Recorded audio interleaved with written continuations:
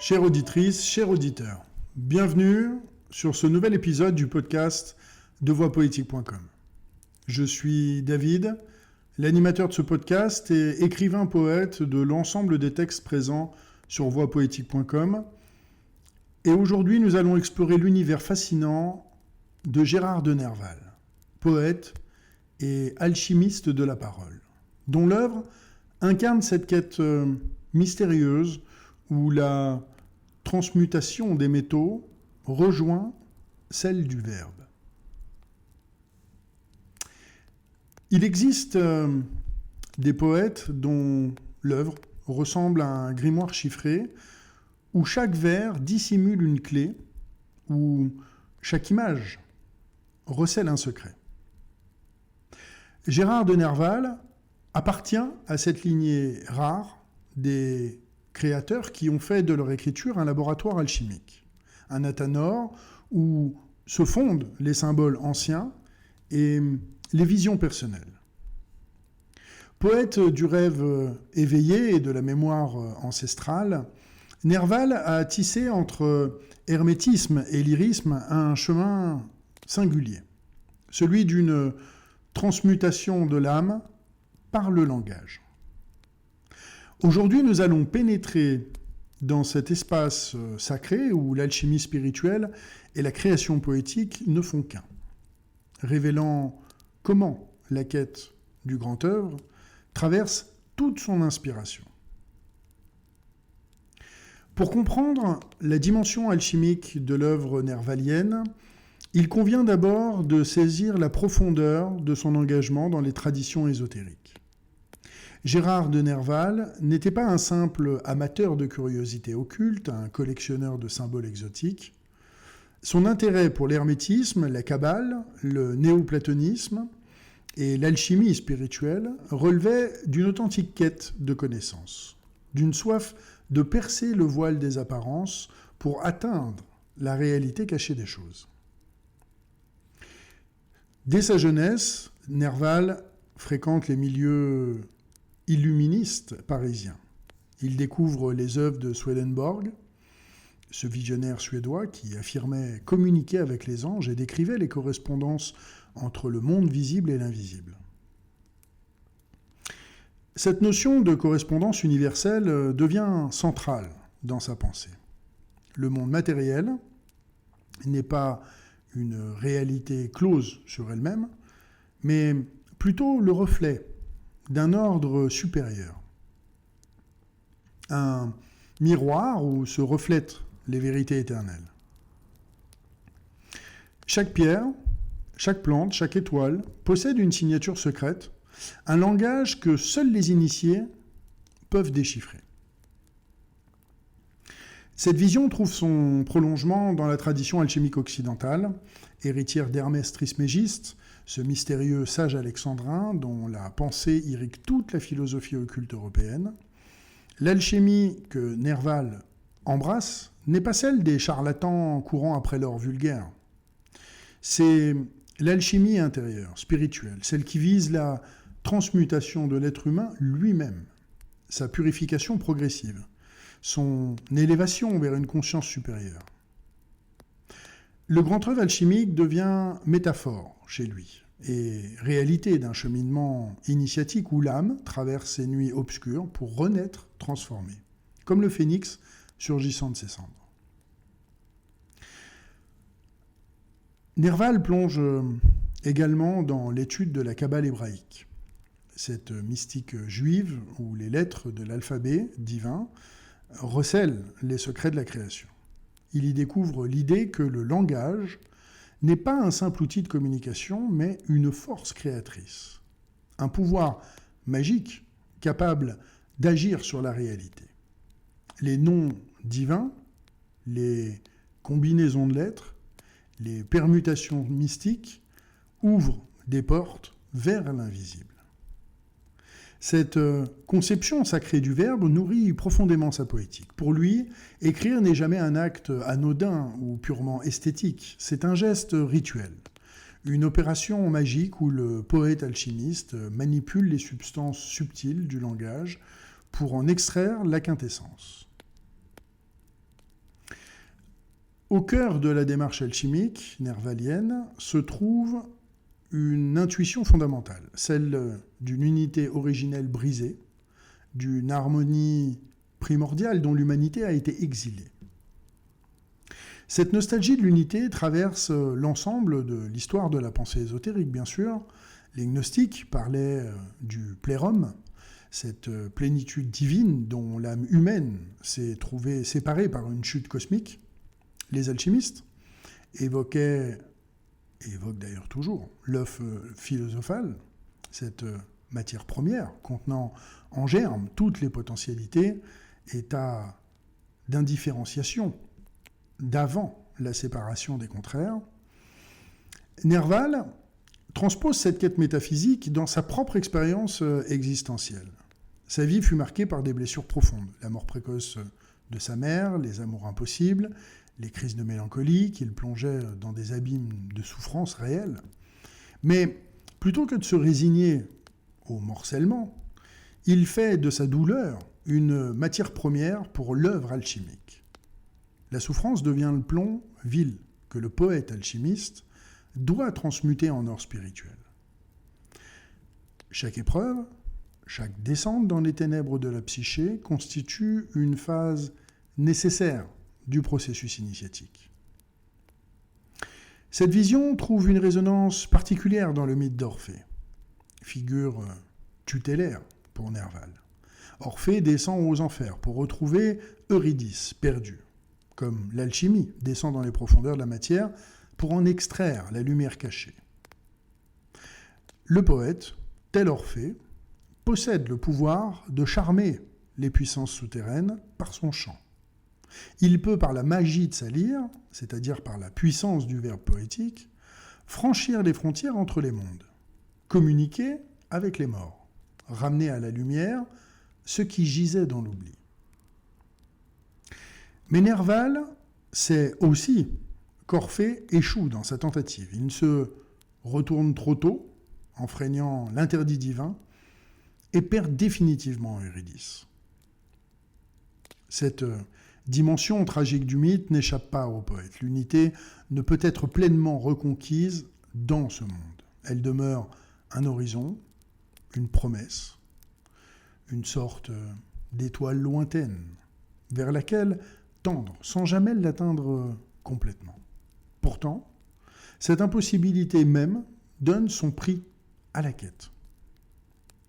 C'est précisément parce que l'absolu nous échappe que sa poursuite confère sens et noblesse à l'existence humaine.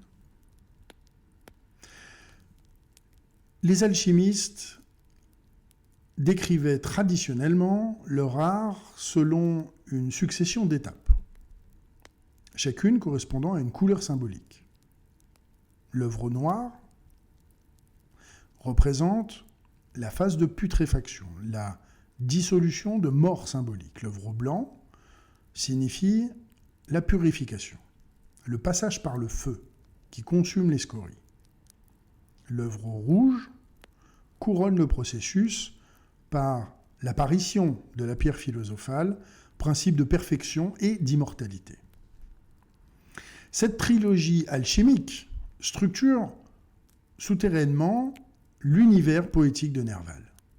Ses textes les plus sombres, imprégnés de mélancolie saturnienne, relèvent de l'œuvre noire. On y voit un être aux prises avec ses démons intérieurs, confronté à l'absurdité apparente du monde, plongé dans une nuit où tous les repères vacillent. Les célèbres crises de folie que Nerval traversa constituent, dans cette perspective, non pas de simples accidents pathologiques, mais des moments d'une initiation douloureuse, des épreuves nécessaires à la transformation. Car la folie nervalienne, contrairement aux apparences, n'était pas dépourvue de méthode ni de sens.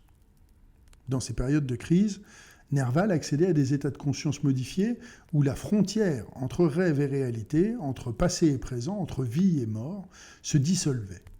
Il voyait des correspondances cachées, percevait des synchronicités mystérieuses, entrait en communication avec des entités invisibles. Expérience terrifiante, certes, mais aussi révélatrice, comme les chamans traversant l'épreuve initiatique de la maladie sacrée, Nerval revenait de ses voyages aux frontières de la psyché avec une connaissance accrue, une sensibilité affinée aux dimensions subtiles du réel. L'œuvre au blanc se manifeste dans les moments de grâce poétique, où le langage atteint une pureté cristalline. Certains de ces sonnets, notamment dans les chimères, possèdent cette qualité de pierre précieuse, parfaitement taillée, transparente et lumineuse. Chaque mot y est pesé comme dans un creuset. Chaque image distillée pour en extraire l'essence. La langue devient alors un instrument de précision alchimique capable de capter et de retenir les intuitions les plus fugaces, les visions les plus évanescentes. Quant à l'œuvre rouge, elle transparaît dans les textes où Nerval célèbre l'amour, la beauté, l'harmonie universelle. Non pas un amour sentimental et superficiel, mais l'amour avec majuscule, force cosmique de réunification, éros platonicien, qui aspire au retour vers l'un.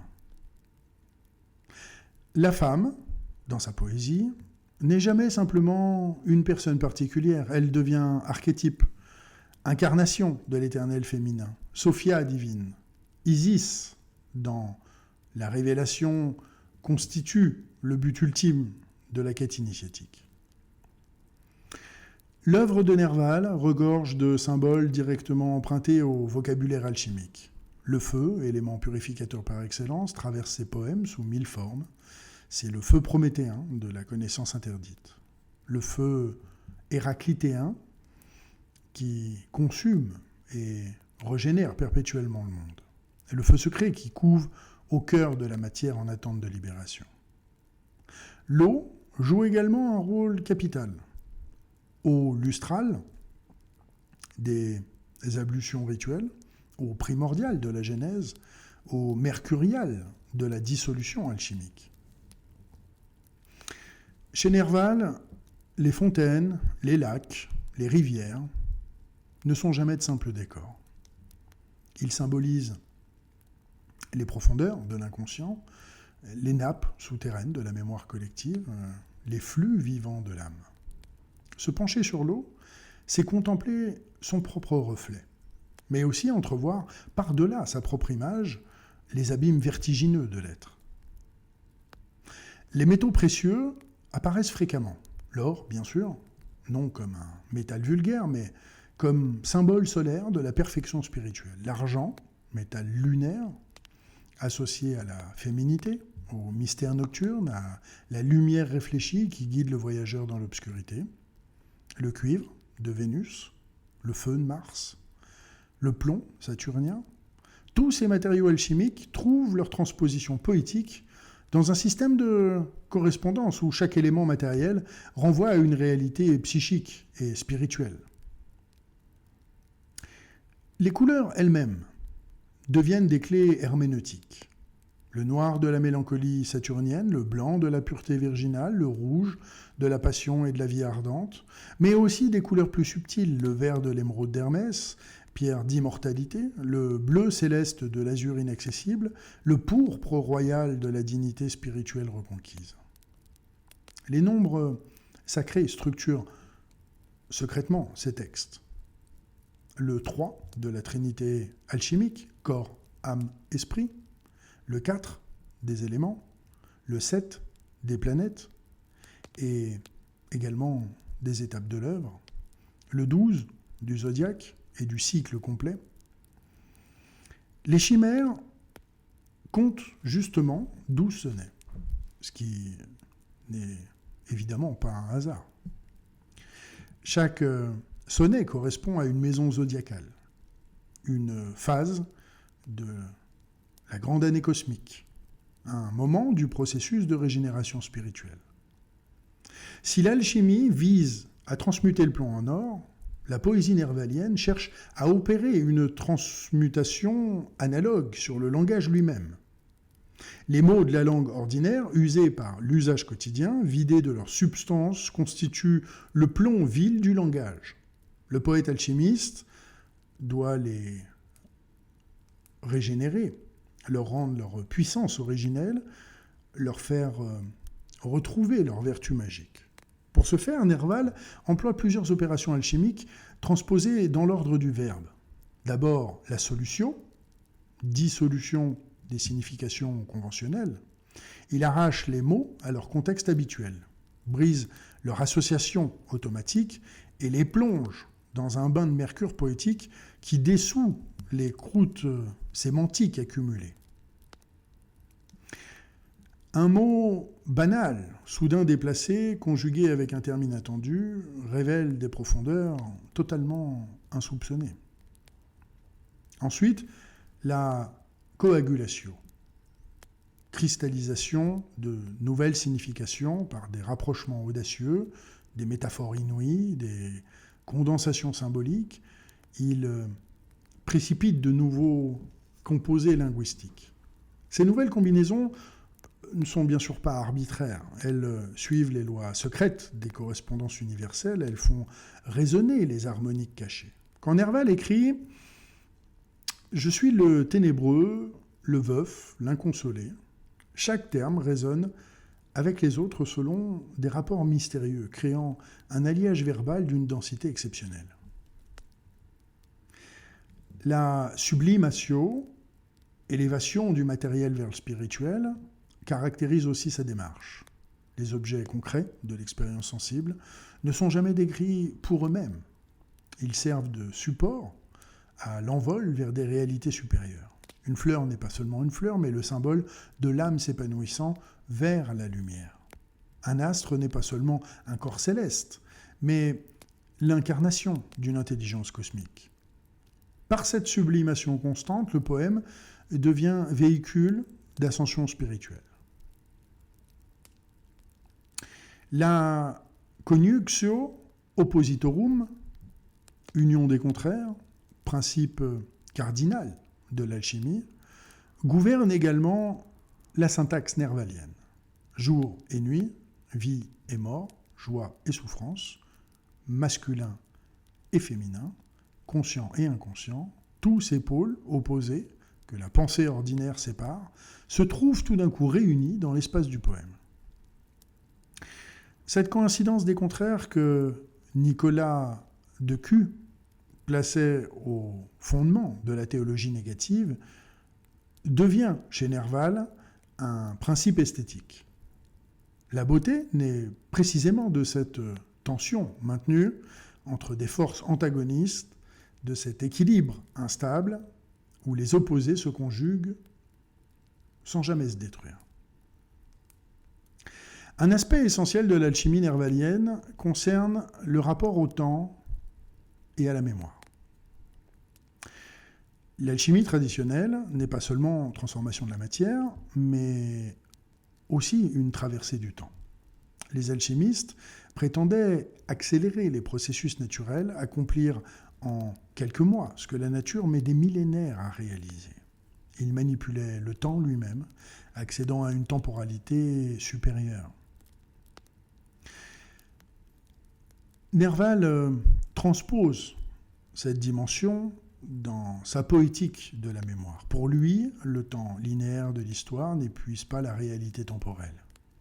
Il existe une autre temporalité circulaire, mythique, où passé, présent et futur coexistent. Les événements ne disparaissent pas vraiment, jamais. Ils persistent dans une mémoire cosmique universelle. Dans ce que Jung appellera plus tard l'inconscient collectif. Vous en avez certainement déjà entendu parler. Le poète possède cette faculté rare d'accéder à ces strates profondes de la mémoire. Cette conception se rattache à la théorie platonicienne de l'anamnèse, la réminiscence. Connaître pour Platon, ce n'est pas acquérir du nouveau, mais se ressouvenir de vérités que l'âme contemplait avant son incarnation terrestre. Nerval fait sienne cette idée. Ces moments d'inspiration ne sont pas création ex nihilo, mais résurgence de savoirs ancestraux enfouis. Quand il décrit, il ne compose pas artificiellement, il laisse remonter à la surface ce qui dormait dans les profondeurs. D'où cette sensation étrange que procure sa poésie, comme si elle nous était déjà familière, comme si nous l'avions toujours connue sans le savoir. Ces images, ces rythmes, ces symboles éveillent en nous des échos immémoriaux. Ils parlent à quelque chose en nous qui précède notre histoire individuelle, qui nous relie aux sagesses antiques, aux mythes fondateurs, aux archétypes universels de l'humanité. Cette mémoire cosmique n'est pas abstraite. Elle s'incarne dans les lieux, les monuments, les œuvres d'art du passé. Les voyages de Nerval en Orient, en Italie, en Germanie, ne sont pas du tourisme. Ce sont des pèlerinages initiatiques vers les hauts lieux de la mémoire humaine. À Pompéi, il ne voit pas des ruines mortes, mais des vestiges encore animés par les âmes qui les habitèrent.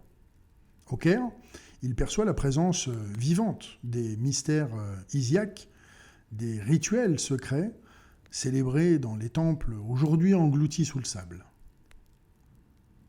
Cette capacité à franchir les barrières temporelles, à dialoguer avec les morts, à faire revivre les époques disparues, relève d'une forme de nécromancie poétique. Nécromancie non pas au sens vulgaire d'une évocation de spectre, mais au sens noble d'une communication avec les esprits des générations passées, avec la sagesse accumulée par l'humanité au fil des âges.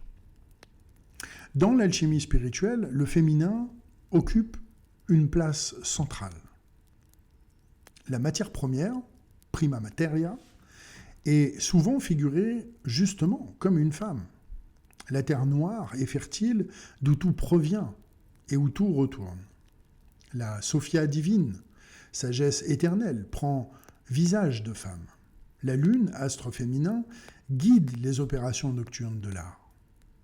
Chez Nerval, cette dimension atteint une intensité vraiment particulière. Toute sa quête poétique et spirituelle se cristallise autour de figures féminines idéalisées. Il ne s'agit pas de simple amour terrestre, même si elles ont pu servir de point de départ, très certainement.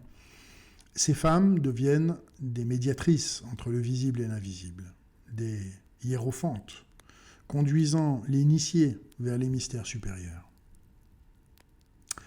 Jenny Colomb, l'actrice qui l'aima sans retour, se transfigure en archétype. Elle devient Aurélia, l'ange conducteur qui apparaît dans les rêves et dans les visions. Elle est Isis, dont le voile doit être levé. Marie, réconciliant terre et ciel. Béatrice, guidant le poète à travers les sphères célestes. Dans cette alchimie du sentiment, l'échec amoureux terrestre se transmute en réussite spirituelle. L'impossible union charnelle se sublime en communion mystique. Cette vision s'enracine dans la tradition de l'amour courtois médiéval. Elle-même imprégnée d'ailleurs très largement d'hermétisme. Les troubadours chantaient la dame inaccessible, non par masochisme, mais parce que cette inaccessibilité même forçait le désir à s'élever, à se spiritualiser.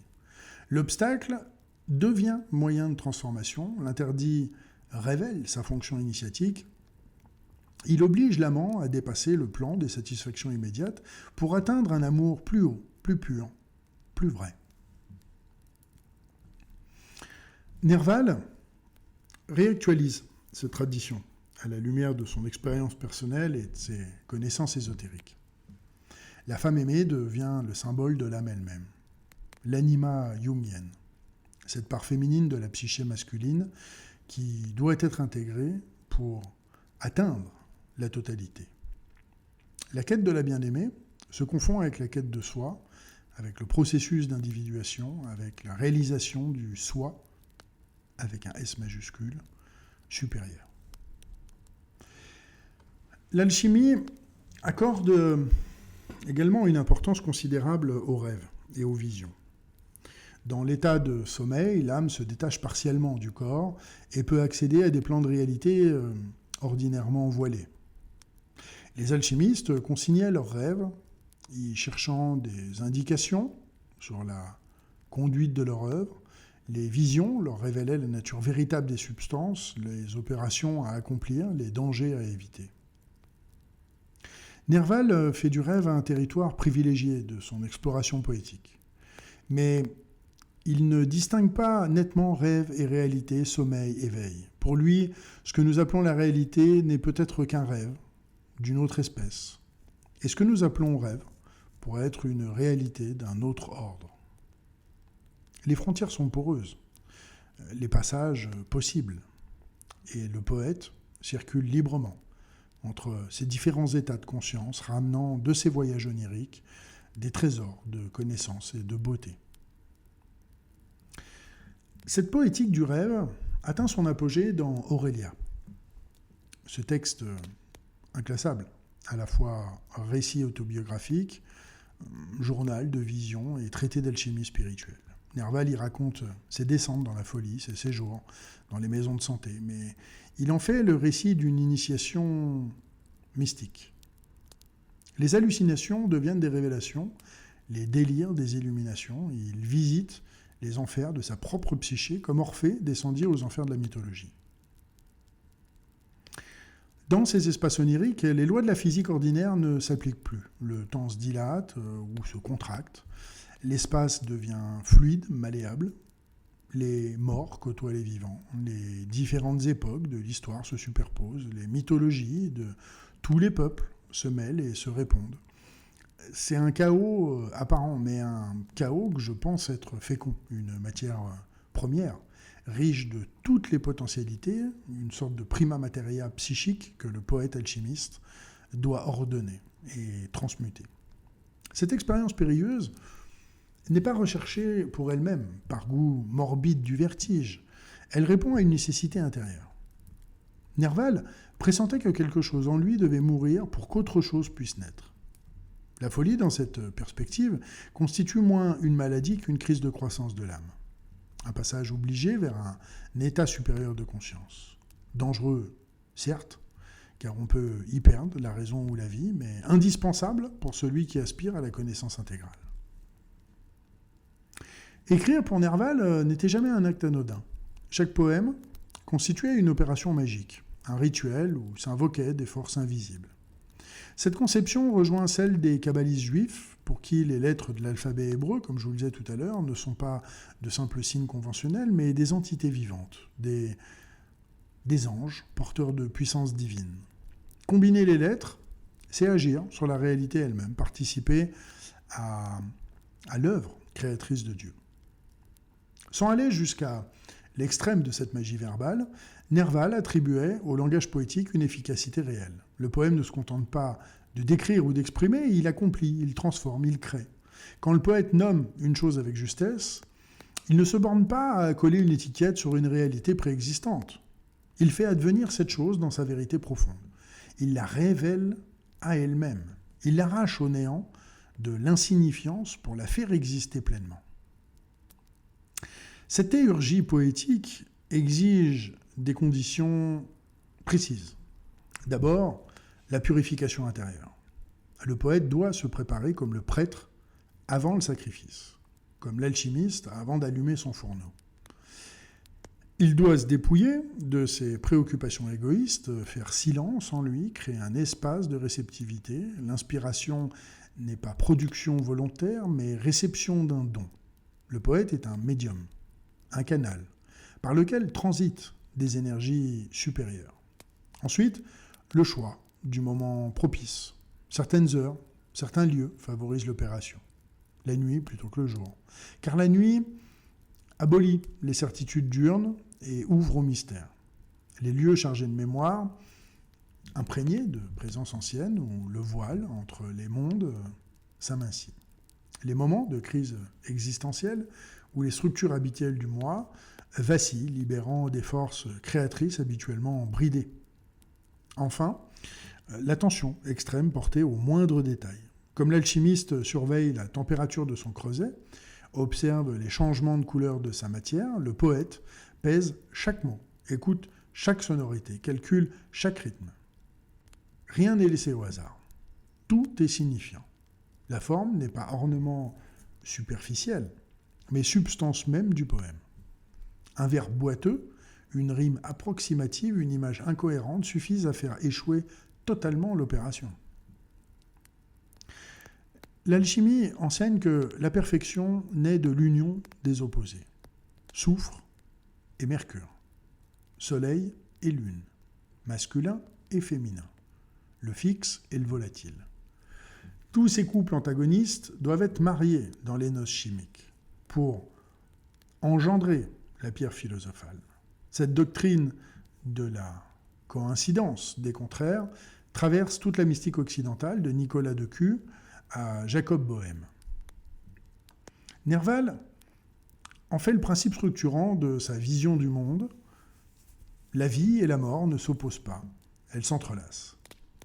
Le bonheur et la souffrance se mêlent indissolublement. La raison et la folie communiquent par des passages secrets. Le réel et l'imaginaire se reflètent mutuellement comme deux miroirs face à face. Aucune synthèse définitive n'abolit ces tensions. Elles demeurent, mais leur conflit même devient source d'harmonie supérieure, comme dans une musique où la dissonance enrichit la consonance. Cette pensée du paradoxe traverse sa poésie sous forme d'oxymore, de paradoxe assumé, de mystère accepté. Il ne cherche pas à résoudre les contradictions par la logique, mais à les maintenir ensemble, à les faire coexister dans un équilibre dynamique. C'est une pensée du « et » plutôt que du « ou ». Une logique inclusive qui refuse les exclusions simplificatrices. Et à ce titre, puisqu'on en parle, je vous propose, quand vous aurez un petit peu de temps, de vous rendre sur voixpoétique.com, vous cliquez sur la petite loupe qui se trouve, je crois, en haut sur la droite, et vous tapez E-T, et vous verrez d'ailleurs mon poème, qui est dédié à ce mot et qui vient mettre en lumière ce que je viens tout juste de dire. Cette attitude trouve sa justification philosophique dans la tradition néoplatonicienne. Pour Plotin et ses disciples, l'un, transcendant, contient en puissance toute la multiplicité du monde. En descendant de l'un vers le multiple, par des émanations successives, la réalité se fragmente, se polarise, se divise, mais cette division n'est pas irrémédiable. Un mouvement inverse de retour vers l'un est tout à fait possible. L'âme peut remonter les degrés de l'être, réintégrant progressivement ce qui s'était dispersé, cicatrisant les blessures de la séparation. La quête poétique et spirituelle de Nerval s'inscrit dans ce mouvement ascensionnel. Chaque poème est une tentative de réunification, un effort pour rassembler les fragments épars du monde et de soi-même.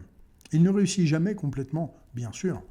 L'unité absolue demeure hors d'atteinte tant que l'âme reste incarnée.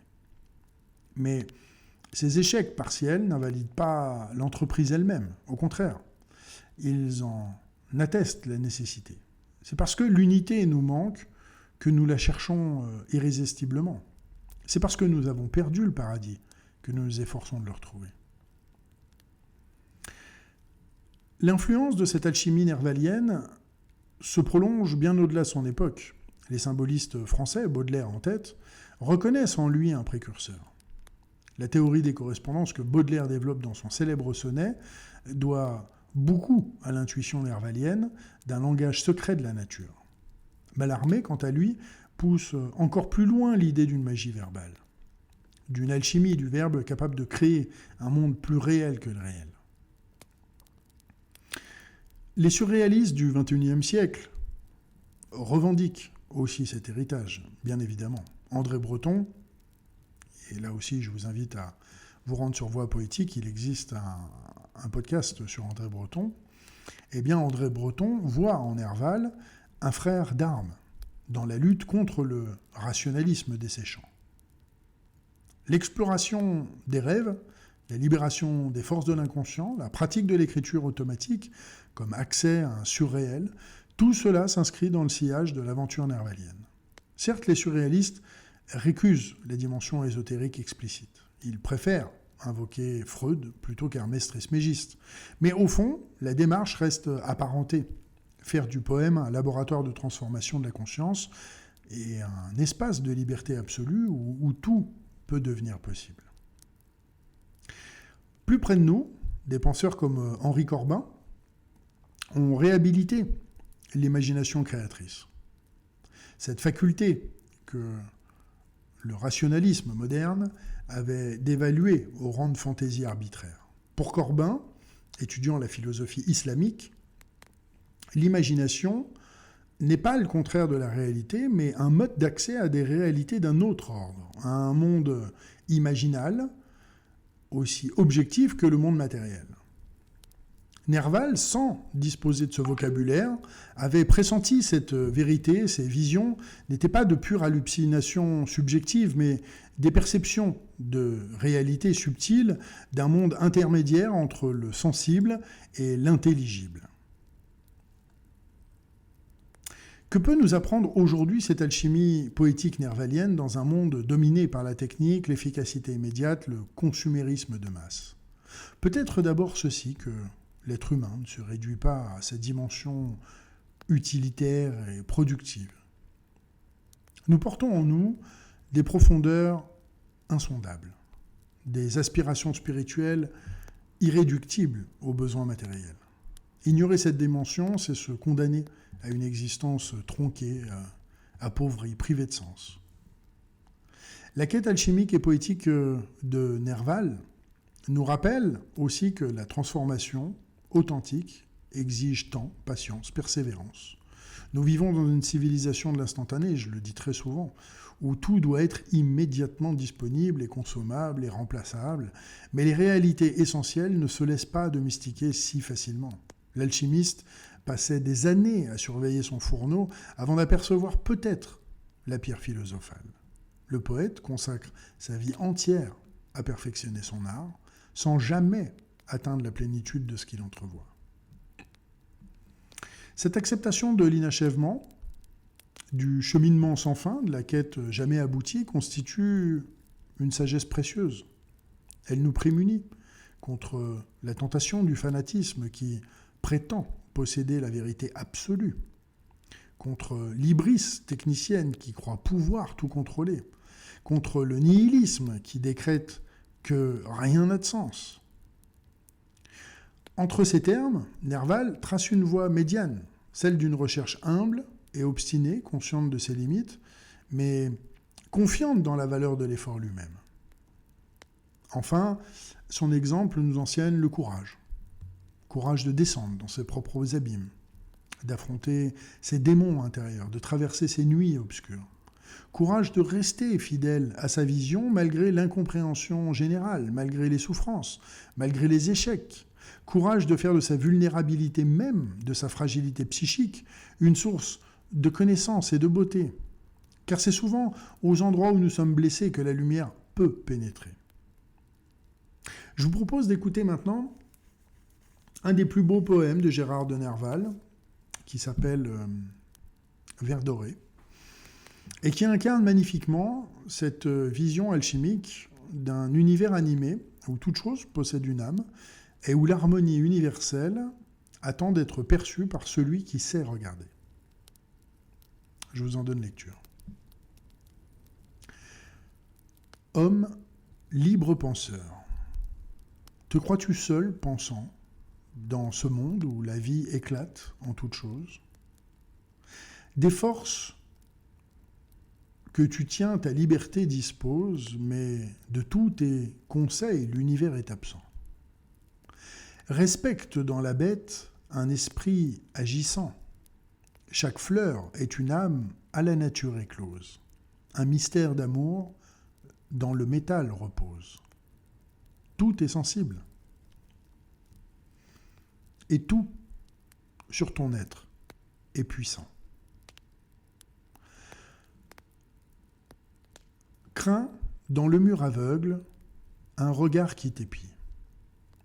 À la matière même, un verbe est attaché. Ne la fais pas servir à quelque usage impie. Souvent, dans l'être obscur habite un Dieu caché. Et comme un œil naissant, couvert par sa paupière, un pur esprit s'accroît sous l'écorce des pierres.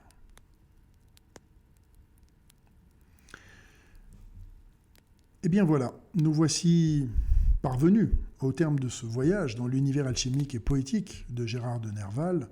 Nous avons parcouru ensemble les méandres de sa quête initiatique et nous avons découvert comment sa connaissance des traditions ésotériques irriguait profondément son inspiration. Compris que pour lui, la poésie n'était pas un jeu formel, mais plutôt une authentique opération de transmutation spirituelle. Ce que Nerval nous lègue largement dépasse le cadre de la littérature. C'est une vision du monde où tout fait sens, où tout se correspond, où l'univers entier vibre d'une vie secrète. Vision enchantée, certes, mais pas naïve. Car Nerval connaissait aussi les abîmes, les ténèbres, les souffrances. Sa lumière ne fut pas celle de l'innocence préservée, mais celle qui naît au cœur même de la nuit traversée. Alors j'espère que son exemple vous inspirera dans vos propres cheminements. Et puissions-nous tous ensemble, à notre mesure et selon nos moyens, cultiver cette attention au mystère qui nous environne, cette ouverture aux dimensions invisibles du réel, cette foi en la possibilité d'une transmutation de notre être. Non pas pour fuir le monde concret et ses exigences, mais plutôt pour l'habiter plus intensément, plus consciemment et surtout plus poétiquement. Car la véritable alchimie ne se pratique pas dans des laboratoires secrets. Elle s'accomplit dans le creuset de notre existence quotidienne, à travers nos joies et nos peines, nos rencontres et nos solitudes, nos espoirs et nos désillusions. Chaque instant offre l'occasion d'une transformation, pour peu que nous sachions y être présents avec cette qualité d'attention que les alchimistes appelaient vigilentia, la vigilance du cœur et de l'esprit. C'était David pour le podcast de voixpoétique.com.